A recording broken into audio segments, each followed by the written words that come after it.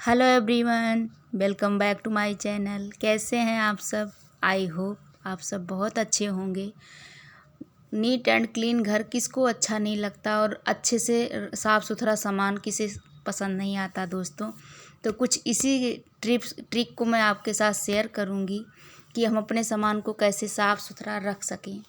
तो जैसे कि ये देख रहे हैं आप, ये टब मैं धो रही थी तो मैंने सोचा इसको आपके साथ भी शेयर करूं। तो इसमें बहुत सारा चिकनापन हो जाता है, जैसे नहाने से और जो साबुन वगैरह धोते हैं उससे लगने से चिकनापन आ जाता है। तो उसको साफ़ करने चिकनाहट जल्दी नहीं जाती। तो इसके साफ़ करने के लिए उसमें जैसे हार्ड पानी का जो होता है, दाग पड़ जाता है ना, तो छूटता नहीं। तो थोड़ा सा ये हार्पिक लगा लेंगे ना ब्रश पे, और इसको थोड़ा सा पूरे उसमें टब में आप ऐसे ग्रीन लगा के और इसे साफ़ कर लो। जैसे पूरे में लगा दो और रखने की भी ज़रूरत नहीं दोस्तों, ऐसे लगा के और उसके बाद इसको रगड़ दो आप थोड़ा सा, बस ये साफ़ हो जाता है एकदम क्लीन। और इसी मेथड से हमें ये जग भी साफ़ करना है।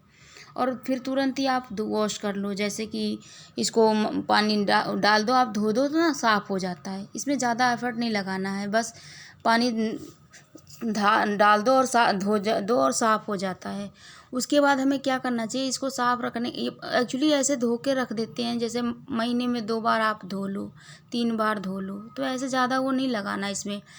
और मैंने मशीन लगाया था दोस्तों, तो मैंने सोचा इस पर भी कुछ एक पर्दे निकाले थे मैंने। तो पर्दे धो रही थी तो उस पर्दे को मैंने, उसमें जो रिंग्स होती हैं ना, उसको रिंग्स बहुत दिक्कत करती हैं। तो मैंने सोचा इसमें एक कोई ट्रिक अपनाती हूँ। तो ये मैंने एक जुगाड़ निकाला है, समझ लो आप एक जुगाड़ ही है।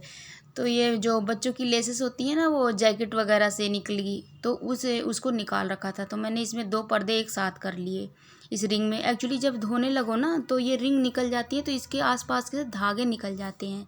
तो वो रिंग लगाने के बाद धागे निकले रहते हैं, वो ख़राब से हो जाते हैं और फिर धीरे धीरे पर्दा ख़राब हो जाता है। और रिंग इसमें जैसे मशीन में डालो ना तो आवाज़ करती है, खट खट आवाज़ आती है। तो इससे ये भी फ़ायदा होगा, रिंग भी नहीं टूटेगी। और रिंग अगर प्लास्टिक की हो ना तो टूटने के भी चांस होते हैं जब मशीन में लड़ती है तो। और रिंग भी नहीं टूटेंगे, पर्दा भी सेफ रहेगा।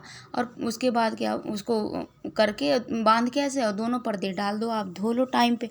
मतलब ये हो जाता है कि चलो पर्दे धुल गए और रिंग भी नहीं टूटी। नहीं इसको निकालना, बार बार इधर उधर रखना, रिंग भी टूट जाती है। 2 रिंग मेरी टूट चुकी है दोस्तों, इसीलिए मैंने सोचा इसको भी आपके साथ शेयर करूं। तो इसीलिए मैंने इसको धो रही थी, तो मैंने सोचा लाओ इसको धो के और इसमें डाल देती हूँ।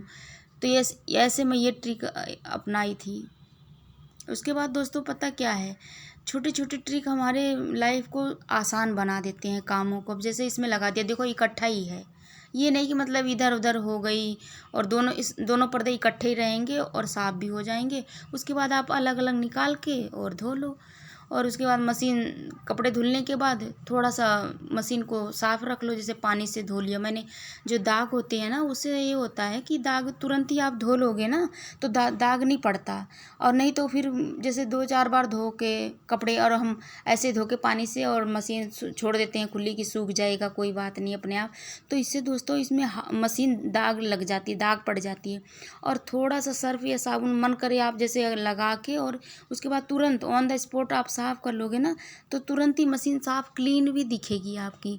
और मैं ऐसे ही करती हूँ दोस्तों, जैसे कपड़े लगाई हूँ, मशीन लगाई हूँ तो धो के सुखा के और फिर मैं तुरंत ही पोंछ के अच्छे से, फिर उसके बाद मैं रख देती हूँ।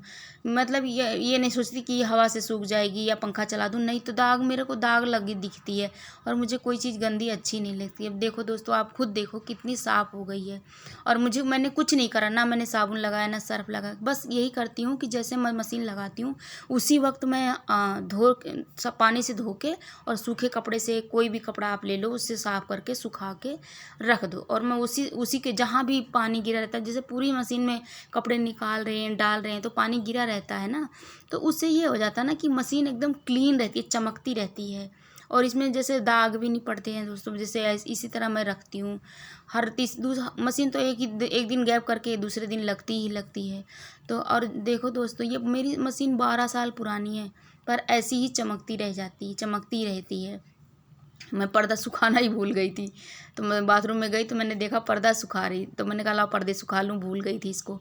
ऐसे अलग अलग आप डाल के मशीन में सुखा सकते हो। सिर्फ धोने के टाइम पे आप एक साथ रिंग उसको करके डाल दो, तो कोई ज़रूरी नहीं है। अब जैसे दोस्तों मैंने एसी साफ़ कर रही थी, तो मैं एसी के जैसे एसी में देखो ना आप कितने डस्ट हो जाते हैं, एक ही हफ्ते के अंदर इसमें डस्ट आ जाते हैं। और ये डस्ट हमारे लंग्स को, फेफड़े को बहुत अफेक्ट करती हैं और कूलिंग भी कम हो जाता है। जैसे कूलिंग भी कम करने लगता है जैसे डस्ट हो जाता है। तो दोस्तों इसको हमें हर हफ्ते तो ज़रूर साफ़ करना चाहिए। अब ये डस्ट पार्टिकल हैं, ये सारे निकल के हमारे फेफड़े में ही तो जाएंगे, अंदर लंग्स में जाएंगे, खांसी आती है, इससे बहुत सारी बीमारियां होने लगती हैं। और वैसे भी छाती साफ़ रहनी चाहिए। चेस्ट में जो दिक्कत आती है लोगों को, इन्फेक्शन वगैरह होती हैं, तो जब एसी यूज़ कर रहे हैं तो हम इसको सफाई थोड़ा सा रख सकते हैं और हमारे लिए हमारी सेहत उससे ठीक रहेगी दोस्तों। वैसे भी किसी चीज़ को भी यूज़ करो तो हमें उसको साफ़ सुथरा ज़रूर रखना चाहिए।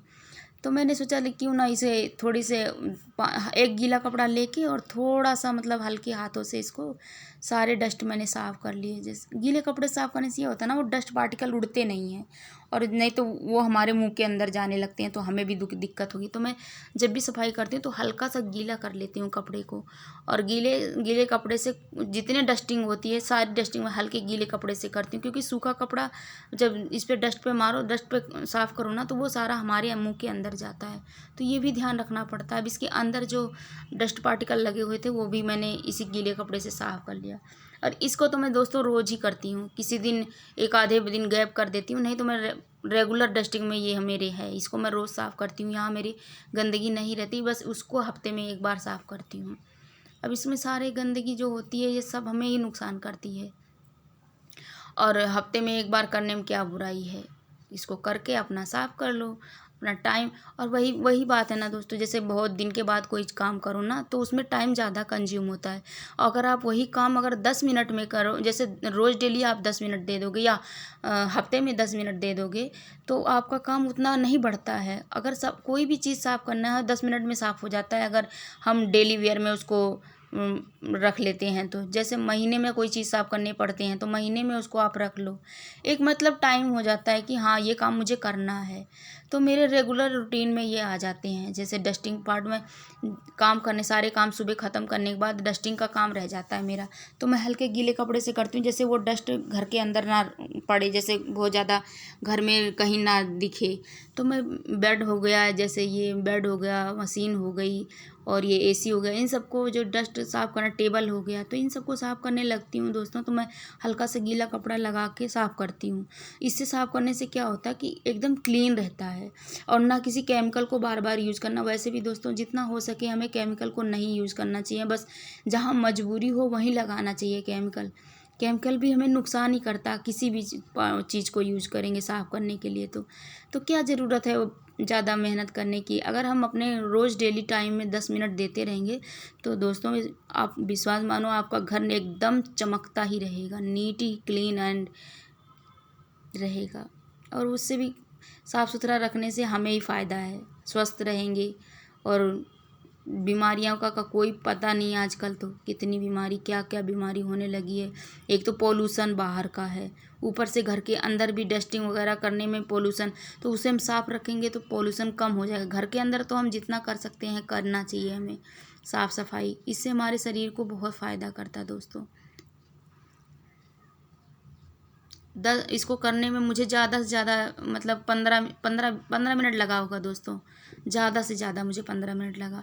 तो अगर हम डेली रूटीन में रख लेते हैं ना, तो चलो हमें 15 मिनट यहाँ देना है, वहाँ ये 15 मिनट में, जैसे मैंने वॉशिंग मशीन साफ़ करा, उसको धोने साफ़ करने में मुझे 5 मिनट लगा।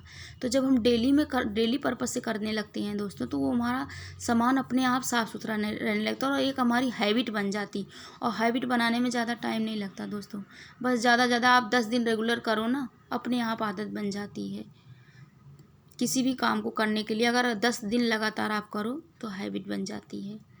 अब फिर मैंने सोचा प्रेस करके पर्दा रख रही थी, तो मैंने कहा कि लो प्रेस करके इसको रख लेती हूँ। अब ये सारे कपड़े धो उसी दिन प्रेस करके, मैं उसी दिन प्रेस करके रख लेती हूँ जिस दिन मशीन लगाती हूँ, क्योंकि फिर कपड़े इकट्ठा करते जाओ ना तो क्लटर हो जाते हैं, बहुत ज़्यादा इकट्ठा हो जाते हैं कपड़े। और जब इकट्ठा होने लगते हैं ना तो मतलब ज़्यादा कपड़े देख के घबराहट होती है कि कब ख़त्म होगा ये काम। तो इससे अच्छा ना उसी टाइम उसी दिन कर लो तो ज़्यादा अच्छा रहता है।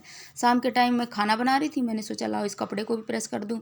उधर खाना उस पर चढ़ा दिया, रसोई में खाना चढ़ा दिया और आके इधर 10 मिनट में प्रेस करके दोनों पर्दे तय करके रख दिया।